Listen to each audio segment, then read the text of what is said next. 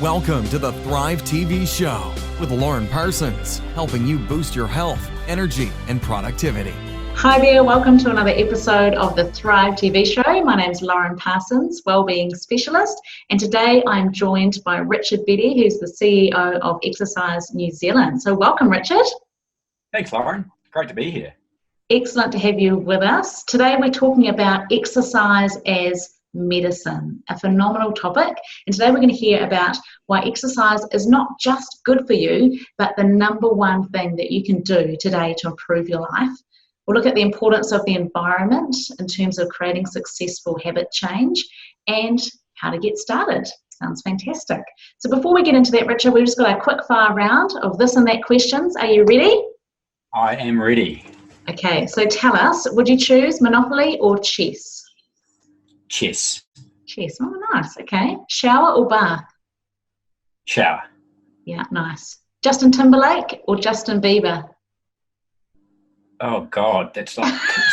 Or neither? Neither, but I'll go Justin Timberlake because it's definitely a no for Bieber. Okay, nice, good. Not so bad. Yeah. Would you go a month without your car or a month without the internet? Ooh. Well, funnily enough, someone has just totaled my car. A drunk driver crashed into it. I wasn't in it, so I'm fine. So I'm going to go a month without my car. Okay. I am going a month without my car. But I'm cheating because I'm borrowing another person's car. So. I thought you might have said you're going to be biking everywhere for a bit then, but no, not quite. I could say that, but I'd be lying. Yeah, fair enough. All right, we'll try and avoid that then. Okay, hot drinks or cold drinks? Hot drinks. Ski or surf? Ooh. I don't do either, but I spend more time on the water, so I'm going to go surf. Okay, probably sailing would be you, isn't it? Sailing, yes. I sail, which is, yeah, we'll go close, right? Nice. I'm cheating, it's not even questions. It's all right. Logical or creative? Logical. Okay, nice. And last one, Paris or Rome? Haven't been to Paris, so I'm going to go Paris. Okay, nice. Oh, I'll have to take you there. Fantastic. Nice to get to know you a little more, Richard. Richard has worked in the exercise industry for over 30 years, having owned clubs and been involved in the governance of national and international organisations. He's involved in guiding and supporting the exercise industry, from large gym chains through to industry bodies and registration organisations. Richard has done phenomenal work in this area. He also speaks internationally on a range of business topics, from exercise trends to sustainable business practices. He's currently the CEO of ExerciseNZ, the board's chief of staff for the International Confederation of Register of Exercise Professionals, ICREPs. That's a bit of a mouthful. So Richard has really been a pioneer in the fitness profession and has hugely enhanced the whole industry. So it's a real pleasure to have you with us. So tell us, Richard, how did you first get started into where you are now? Well, if we go way back to when I first started getting involved in exercise, I think if I was at school, if there was a kid that was voted the least likely to ever play sport or be physically active, it would have been me. Wow. A lot of people think, oh, what was your sporting career? I've been asked that a lot. I had none. I was kind of picked last or second to last when the kids were picking teams for sport. And so I had this sort of background and I had this belief actually that I wasn't a physically capable or active person. And that's why I can relate so much to people who now are not active. And it's about, mindset, and we can probably talk about that later. But, my mindset was I'm not an active person. I'm not a sporty person and I'm not very good at it. And so for me, my time was in the computer room. And so during school, I was not active. In fact, I even got a note from my mum so I could not play rugby. Because in my school, it was a boys' school, you had to play rugby. That was the only sport you could play. And if you didn't play rugby, you needed a note from your mum. And the fact that I remember that in my mind is very, I think, telling of kind of my mentality at the time around physical activity. And then when I left there, I was going to university and a friend of mine wanted to go to the gym of all things. And she wanted to go in the morning and do classes. And the deal was I would turn up in the morning at about 6:30, knock on her window because she was still in bed, and she would jump on the back of my motorbike and we'd go off to the gym. And the only reason I really did that was because I had to give her a lift, because if I knew if I didn't give her a lift, she wouldn't go. And the only reason she got basically out of bed was because I was knocking on the window. And so I think we were really good for each other. I don't think I didn't understand that at the time, but that was what it was. It was basically arguably codependent. But it was very interesting when I spoke to her a few years later. She said to me, because I eventually started teaching classes at that gym, and she said to me, oh, I used to stand at the back and I'd stand at the front. And I said, oh, I didn't think much of it. She goes, yeah, the reason I didn't stand next to you is you were so uncoordinated. And it's like, oh, thanks. Got some more good feedback there that, but, I went on to teach what was aerobics then. It wasn't called group exercise. It was aerobics. There was high impact and low impact and abs classes and what we call super fit, so but they're all forms of jumping around to music, as opposed to now you truly say group exercise because there's so many different forms of it. But they were very, very similar, whether it was just the intensity that would vary. And so got involved with that, carried on through university. And then at the end of university, I only had one job other than this industry, actually, which was selling photocopiers for Xerox. And then I was there about 18 months, and then I bought a gym, and I had zero experience supervising staff, zero experience in running a business. And all I had was this idea that I think I can do this a bit better. I often say the best business to take over is a really poorly run one, because the danger of taking over a really well-run business is, well, don't change too much because you might screw it up. But in my case, there was a gym which I think needed a lot of work. It needed a lot of money, but it also needed a lot of change in how it positioned itself.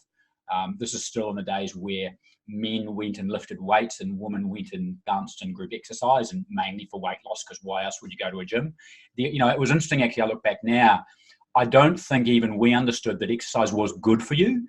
It had some positive benefits. So you could build muscle, particularly if you're a guy, or you could lose fat if you're a woman.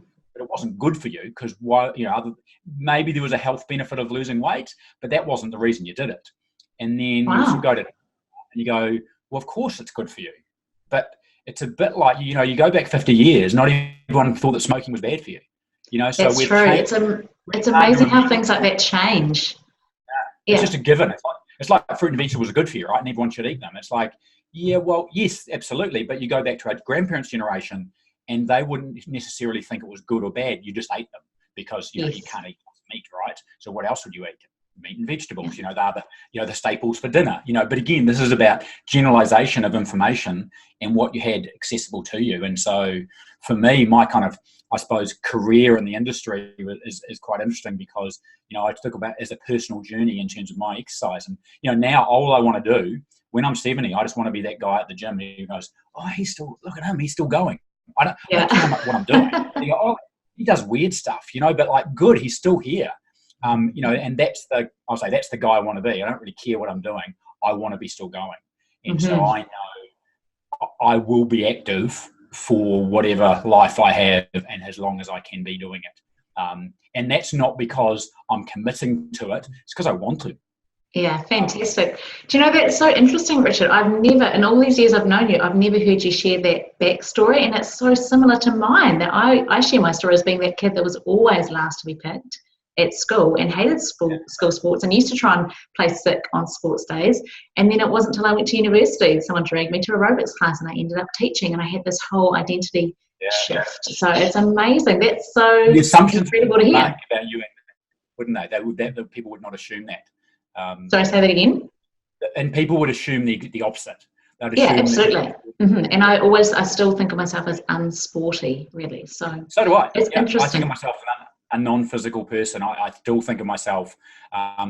Back in my day, there was the fat kid at school. So there was one guy, I won't mention his name, but I can still remember him now and I know his name.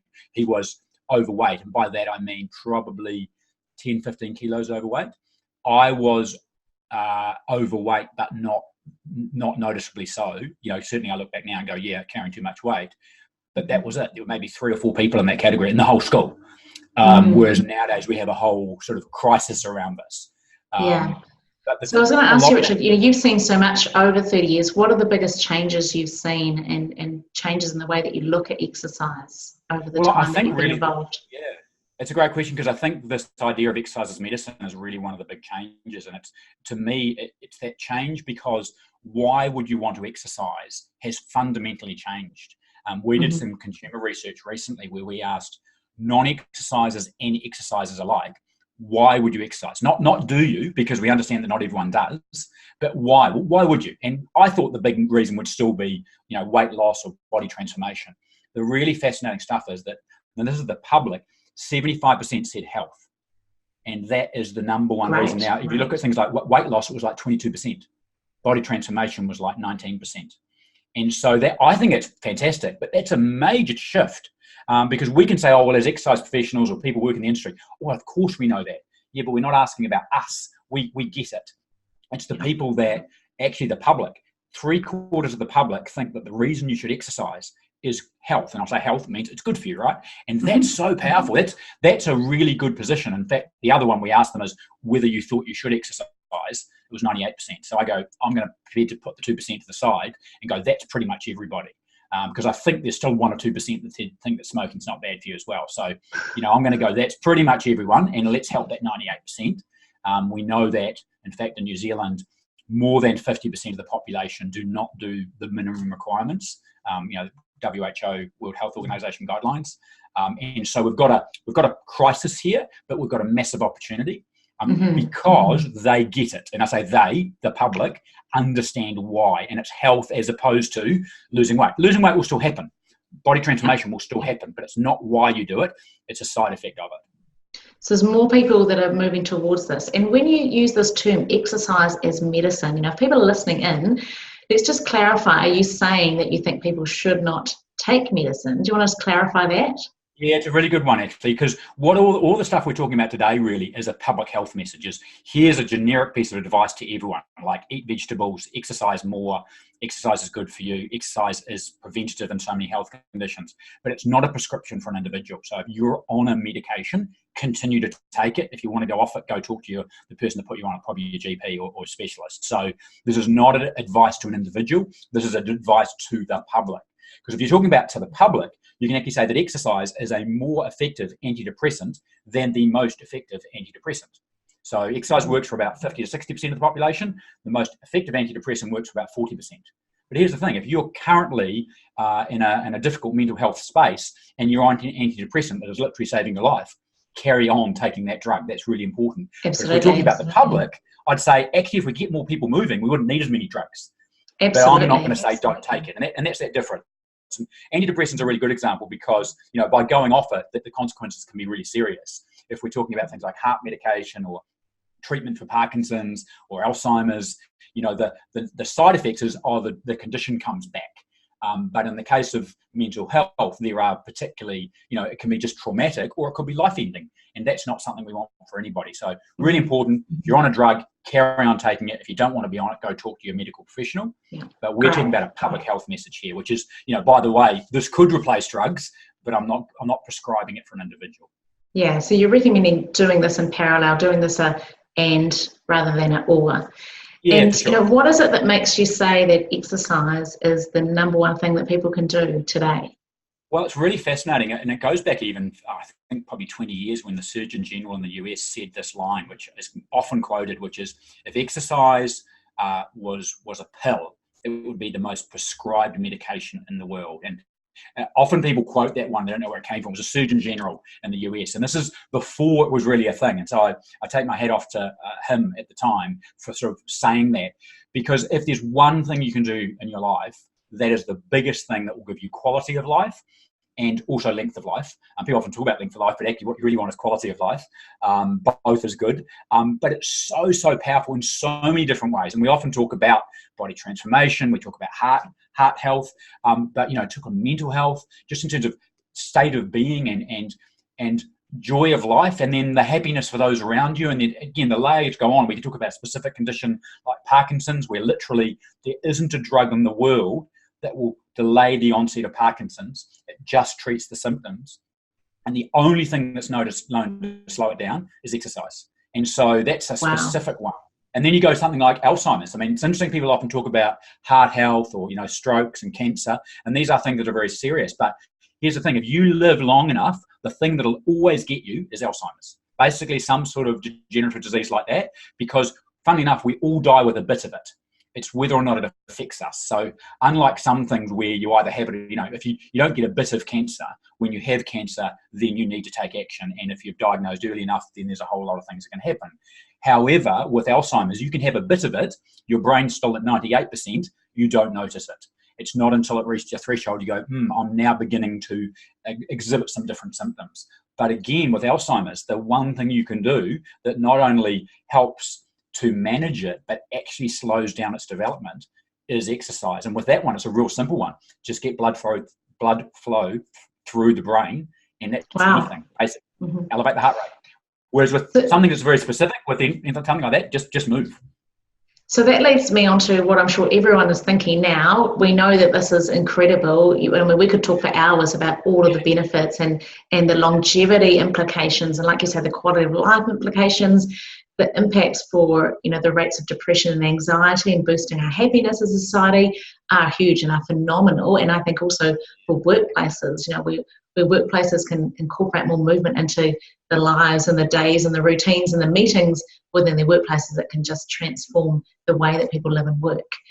But what would you say around how to actually do this? What are your tips around environment and how the environment can lead to change for people? Yeah. So I used to be, if I go back to how I used to think about starting into this journey, was I think, at the end of the day, it's about personal decision. I mean, yes, we can give information. So information is a starting point. If you go back 50 years, we need more information. But now most people understand that you should. The fact that 98% think you should exercise means they get it. It's like you shouldn't smoke, you should exercise, you should eat lots of fruit and vegetables. Now, we know that that isn't the case, but at least the information is there. So that's part one. Part two, I used to think, was about personal choice. Well, now you got the information, now go away and do it. And yes, we've all got our own challenges, but at the end of the day, you just got to do it. It's only 30 minutes a day, 5 times a week, or whatever the message might be at the time. But the problem with that is that predisposes this concept that, so if we're saying we're less active now than we used to be, are we saying that our parents' generation or our grandparents had better willpower and somehow we haven't got the willpower now? I don't think that's fundamentally the case. I think individually there's always, that person doesn't. But collectively, are we saying a whole generation has less willpower? I think, some of the younger generation shows they have they have a lot of passion, for example, for the environment. When it's something that's important. What I think has changed fundamentally is the environment. You think about our workplaces and our lifestyles have changed, not because that actually, in fact, we've got more people doing exercise now than have ever been, but they're less physically active, because the thing that's changed is physical activity that was incidental to life. In fact, there's lots of good research on longevity. They're talking about the blue zones, which is those areas around the globe where people live to more than 100 regularly. And all of the physical activity there does not come from exercise. They don't go to the gym. They actually are active in their daily life, and they don't think of it as a chore. They might be walking for 50 minutes to go to get the food or the water and then come back. And it's not just areas that have high poverty, because this is the challenge. In a developing country, physical activity is necessary just to live. But even in the developed countries, there are examples of cultures, particularly villages, where people are just physically active, particularly grandparents, who get up and are active as a part of their life. And I think that's where people, particularly as they age, confuse two different concepts, aging and physical inactivity. And quite often, most of the things that we associate with aging are actually nothing to do with aging, they're everything to do with being physically inactive. So essentially you're saying it's a choice that people have. Yeah. That if people Correct. choose to intentionally be active and stay active throughout their day. And I think this is a key mindset shift that I really believe in, is rather than thinking of it as exercise and I've got to go and here and it's got to be separate and it's on my to-do list and I've got to get changed and go somewhere and do it. Yeah. Actually, how can I integrate it? As you know, my philosophy is all around how can I snack on exercise throughout the day, that it can just be an uplifting and invigorating regular part of your day. So how do you recommend that people get started and start integrating more movement back in? We live in this Western world. We've got garage door openers and TVs and computers and all those things. How do we bring that movement back? We need to set up the environment, and obviously we can control certain elements of our environment, which might be in our home, in our workplace, how we get to work. And we need to look at what are the best opportunities for me in my life right now. And sometimes, if you're single, you can make this decision by yourself. I'm going to cycle to work. I'm going to go to the gym after work. I'm going to do a yoga class at lunchtime, assuming I can have a lunch hour or whatever it might be. But when you've got a family involved, it's a negotiation. Because if you're going to go to the gym or cycle to work, which means you're going to cycle home, which means I don't get home at 5 now, I get home at 6:30, or whatever the case might be, you need to discuss that with your partner and potentially the impact that might have on children. And that doesn't mean you can't do it. It just means you need to discuss how that's going to impact it. And it might be that, no, you can't do that on Mondays and Tuesdays because your husband/wife is now, they go do something else. But maybe, hey, I will do it Monday, you can do it Tuesday where you go to dance class. And so having that discussion, you've got a dog. Well, the dog needs walking. Is that the thing that drives you to be active? I actually don't care if that gets you moving. And by the way, the dog needs activity too.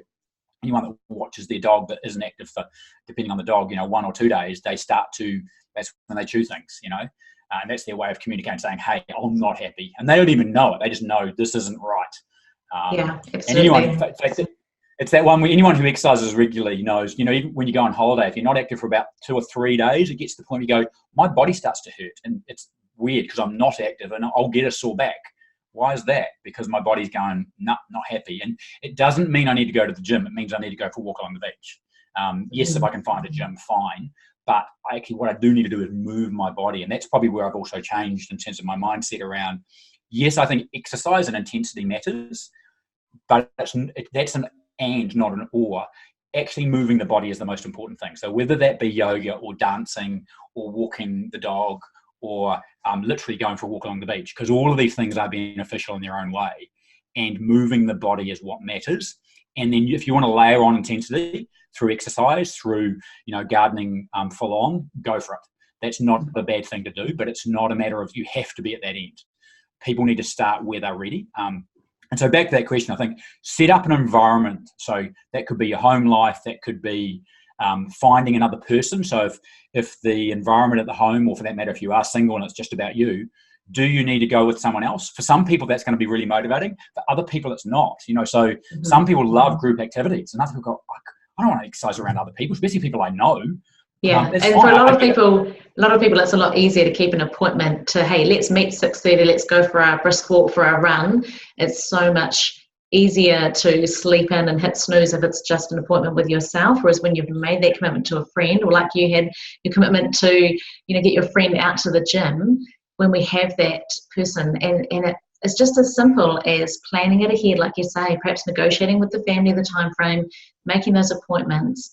But for me, it's about really strategizing how it's going to fit into your life, and then working back from that, thinking how's it going to fit your life, working back and really making it part of the regular routine. If you look at so many things are important in life, and another example of that is retirement planning. Everyone knows you need to have some money when you retire, and the way you do that is you spend less than you earn now. Okay, well, that's easy. There you go do that. Well, if you just said that, I'm not quite sure how much of retirement savings you're going to have. But if you go, let's sit down. Now, best it's done with an expert, so a retirement planning person or some sort of financial planner. But even if you just did it and said, I'm going to sit down with you and I'm going to guide you through the process, and then you've got to do the same thing with me and say, right, Richard, how much money do you want to have when you retire? How old will you be? How much money will that look like in today's dollars? How much do you earn? How much do you spend? Just asking me the questions that effectively are the same idea as how much exercise do you want to do? And I think often I will talk about the World Health Organization guidelines, but at the same time, I like to kind of go, can we just not talk about them for a while? Because if I start to say 5 times a week, 30 minutes a day, you go 5 times a week. If you're not exercising at the moment, that's kind of scary. In fact, just talk about the negative for a moment. Actually, that's for general wellness. If you want to lose weight, it's 60 to 90 minutes a day, 7 times a week. And you're going, what? How many people do 7 times a week, 90 minutes a day? That's very few people. In fact, I'd argue to say, actually tone it down a wee bit. And so, would you also say, do you fully support those guidelines, or do you think that there can be more efficient ways that people could train so they don't have to do that amount of time? Yeah, well, this is an interesting one. So the World Health Organization guideline that always gets quoted is 150 minutes a week, which is broken down to, you can do that 30 minutes 5 times a week. But as you often say, it's about snacking. You can do it however you like. You can do 5 minutes, 3 times a day for 2 days, and that's 30 minutes of your 150. You then do 10-minute blocks 4 times the next day, and then, I'm up to an hour and a bit. I've got 40 minutes to go, and then do a 40-minute class. You've got your hour. Your 1.5 hours, 2.5 hours, I should say.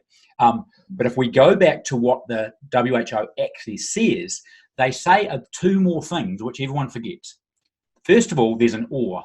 They say, or 90 minutes of moderate to intense activity. Mm-hmm. So you go, oh, so what do you want to do? Do you want to do 2.5 hours of anything? And that means walking the dog, somewhat physical housework.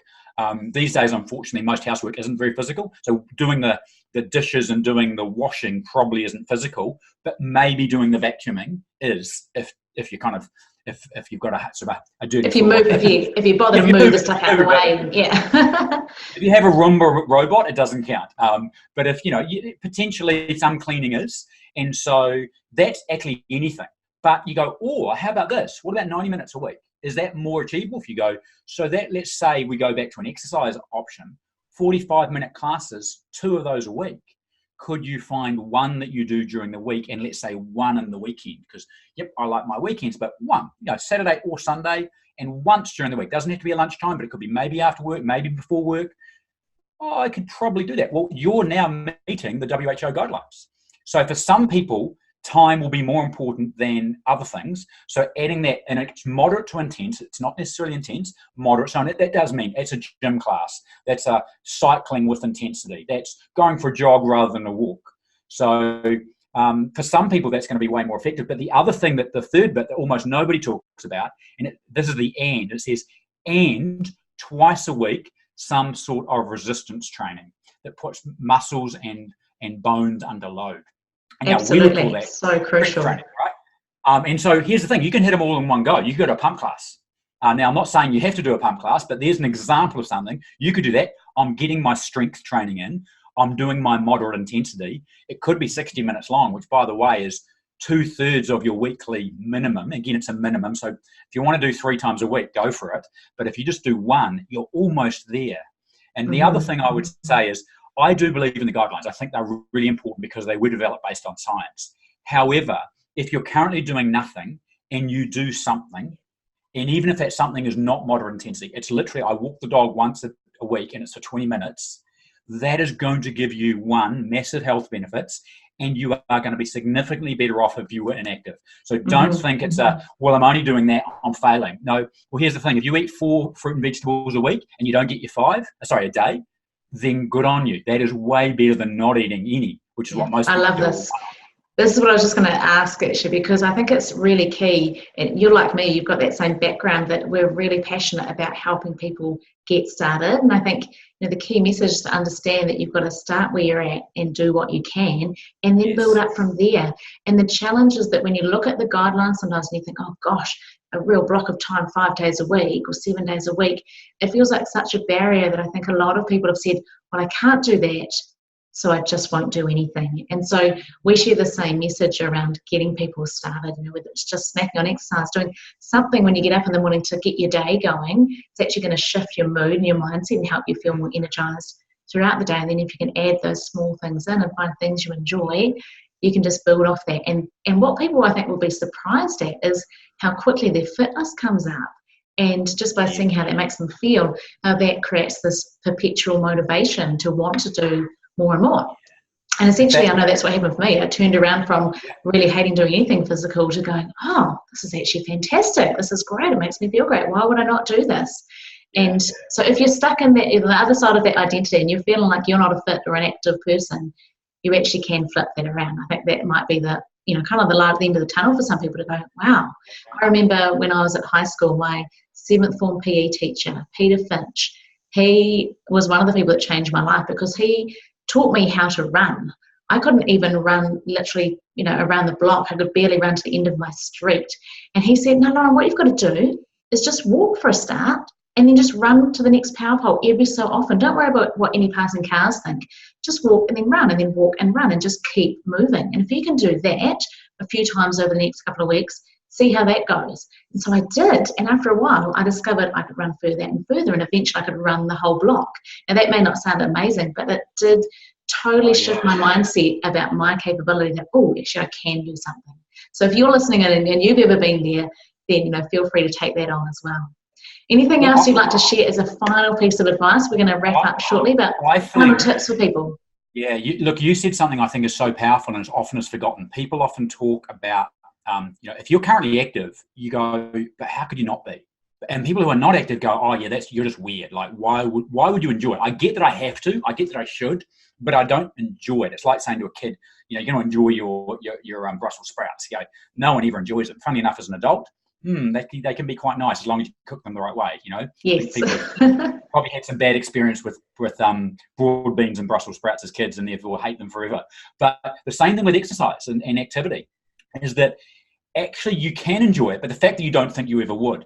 But I think the key is focusing on feeling rather than focusing on anything else, because in the short term, that's what happens. You can go once, and whether it be I got up in the morning and I did some stretching and I felt a bit better, just a wee bit better. And I might feel better because my body feels better. I might feel better because, I actually did it. As in, I feel better in my mind. Like, I actually did that 5 minutes. I didn't think I could. And then the next day you do 3 minutes and not your 5. Oh, I've done 2 days in a row. That's good. I feel better. Now, sometimes, as I say, it will be your body. So maybe you go for a run where you actually do the bit of intensity and you go, during it, I feel actually quite fatigued. It's quite hard, especially when you're, it doesn't matter how fit you get. If you're training at that intensity, it feels tough. But then afterwards, you go, in that shower afterwards, I often see people in the gym, you go, how's it going? Oh, I feel stuffed. You go, but it's always a good feeling afterwards, isn't it? I always feel good afterwards. And so focus on the feeling, because how do you feel? And I'll do that with other people who I know, who I want to support into activity, particularly when they're starting. I go, how do you feel? If they talk about the negativity during it, like, oh, it was tough. No, I mean now. And they go, oh, I feel quite good. Yeah. Particularly mindset, because I feel good because I did it. I feel good because yesterday I actually went for the walk and I took the dog with me.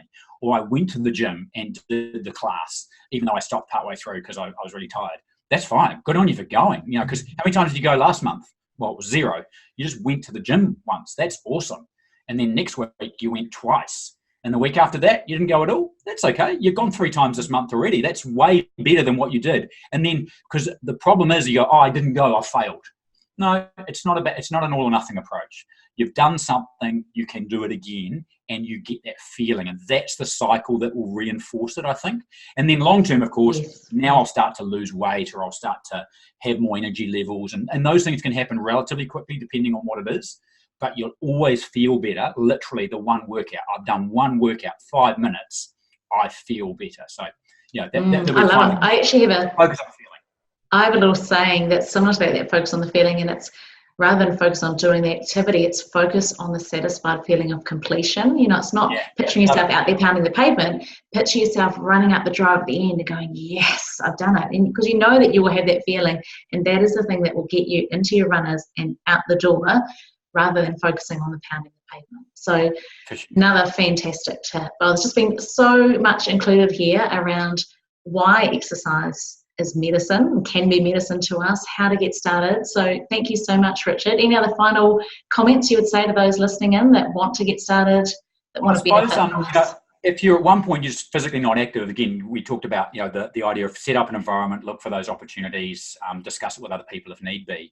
I suppose if I'm going to just focus a wee bit on the exercise medicine end of it, if you have got a health condition, and that includes going through cancer treatment or post-cancer care, it includes heart disease and strokes, and if you're over 40, you're developing Alzheimer's category, and often people laugh about it saying, oh, I forgot my keys. It's like, the reality is we have a bit of it. So what can we do about it is, if you're suffering from something, go talk to an expert in this space. And that could be your GP, at least initially. They may or may not be an expert in movement. So find someone who's an expert in movement who also understands how to engage with health professionals to work to support you. And particularly around things like cancer care, there are classes out there. If you've got Parkinson's, there are classes that you can do specifically to help you with that condition. And so the good thing is there are people out there now, but you need to search for them. It's not your average gym personal trainer, although many of them may well be at gyms. But find them, search for them, use the networks around, because there are lots of people that know where they can refer, because it is such a powerful tool, both in preventative, but also in terms of helping treatment. So if if you're suffering from cancer, one of the best things you can do is exercise during your treatment. And this is interesting, the Oncology Society of Australia came out and made that statement. So it's not me saying it. This is cancer treatment experts and specialists are saying that exact message. So just one example, but use exercise. It is the best pill you can ever have. Fantastic. Hey, thank you so much, Richard. So great to connect with you, hear your wisdom. There's just so much knowledge there. And I just want to thank you as well for everything that you have done, especially here in New Zealand for the fitness profession. You know, this is the man that has really pioneered and led creating a registration body to raise the professional standards of personal trainers and create those higher levels. And people can head over to REPS, and can they actually use that as a tool to help find those specialist trainers in those specialist areas? Yes, at the moment the REPS website, so reps.org.nz, does have a search engine for trainers. It doesn't at the moment have a sort of like a specialty function. Some people have got profiles on there, but REPS is going to be adding that in. So for those that are looking specifically for an exercises and medicine person, because we know that there are a number of individuals, dozens now and hopefully hundreds soon, that will have done specific training in this space. But if you are looking for it, again, you can email REPS and just say, hey, I've got a condition, I would like to get in contact with someone in my region. REPS will know, so feel free, if you're looking on the search engine, literally just to email REPS directly and they'll be able to find someone in your region, because they're definitely out there. Okay, fantastic. And for all of us, we know that for every single person, it is a fantastic preventative medicine, longevity booster, energy booster, mood booster, all of those things. So thank you so much, Richard. I'm sure you've inspired many people to go out and start where they're at and do what they can, and to really benefit from this. So thanks again. Thank you so much for tuning in. This has been another episode of the Thrive TV Show. Make sure you head to the thrivetvshow.com to check out the show notes and bonus content down below. Thanks for watching and have a fantastic day. Go out and thrive. Thank you for listening to the Thrive TV Show with Lauren Parsons. Visit thrivetvshow.com to access the show notes and discover our fantastic bonus content. And be sure to subscribe so you don't miss the next inspiring episode.